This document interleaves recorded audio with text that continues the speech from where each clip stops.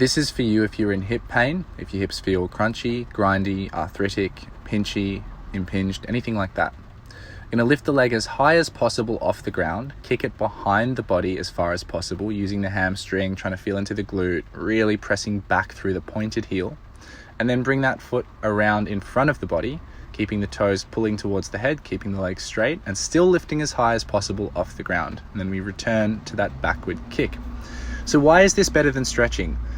Well, you're fighting against gravity. Gravity wants to pull your leg down. You're trying to pull your leg up with those outside hip muscles, which are usually very weak for a lot of us. Now, this is better than stretching because with stretching, what can happen is gravity can pull you into positions that you're not quite ready for, especially if you're adding load to those stretches. There is a time and place for adding load to stretches. It can be very helpful. But if you've got hip issues, sometimes you just have to take the weight away and use an open chain movement like this to solve the problem.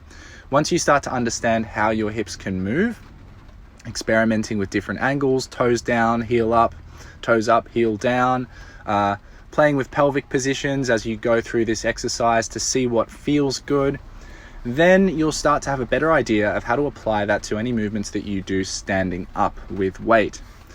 Now, the idea here is that lying down on your right side with your left leg up, that would be the easiest version. So you can see that here, like I'm lying down completely, the shoulder is on the floor, that's it. Now, as I get stronger at this movement, and if I'm able to lift my foot really high off the ground, which it is now, it's pretty good, right? Then what I'm gonna do is I'm gonna come onto my elbow.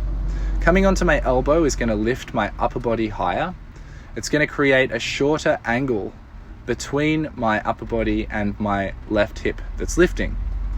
Now what that means is that I'm adding tension to my right side obliques, I'm adding a stretch to that right side of my body, and I'm shortening the left side of my body. You can see that here, right?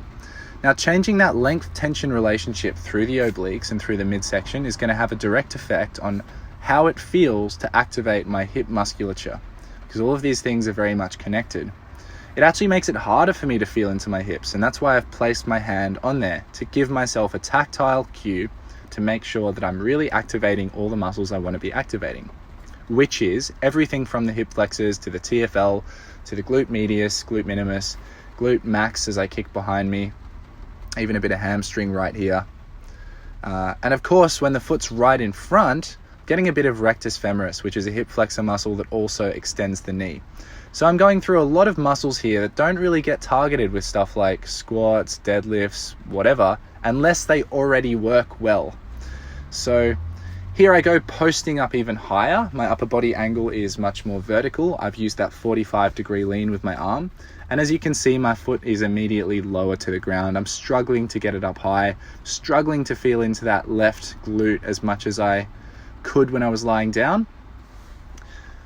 Once this cleans up and feels stronger, I'm going to make it harder. So the goal is always to rebuild that mind-muscle connection in harder positions, in more compromised, weirder positions. And eventually that means that we can move in a way that feels good, where we have options that are safe for our body, even when we're in scenarios where regular alignment just can't apply, e.g. at work, if you're in a trade, on the sports field, if you're an athlete where you get put in all kinds of crazy positions, on the mat if you love jiu-jitsu, whatever it is, we've got to prepare for it, right? So here I'm in a real deep side bend, again, just trying to connect with my hip muscles, just trying to get them to work. A nice relief on my bottom leg is if I go from straight to bent, as you can see here, and if I just play with kind of rocking my pelvis forward and back. You'll see I'm obviously going through the exercise with my left leg, but what I'm feeling on that bottom leg is my hip femoral head or my hip ball joint sort of gliding back deep into my socket. It's almost like I'm feeling a stretch in my right glute and a bit of a massage as that presses into the ground. And I'm understanding the idea of centrating or pulling back my right hip into the socket to give my glute some length and potential to both stretch and apply force. Now, gliding the hips in the joints is all that this video is about. If you can glide your hips well and control how they move through the socket or the acetabulum, then you'll be less impinged, you'll be able to use your muscles to your advantage, and you'll just feel good. After this exercise, I like to do a little bit of a swivel, so I just move through these rotations. My feet are about hip width apart. I drop one knee in, one knee out. letting my pelvis rotate a little bit, and I'm just feeling through that capsular massage of my hips rotating in the socket. If this feels pinchy, I want you to lean back further. If you're not feeling enough, I want you to lean more upright, okay? So bring the hands closer to the body to be vertical through the torso. Then I flip one heel over the opposite knee and I just go through the same movement, and now I'm feeling a nice stretch in my right glute.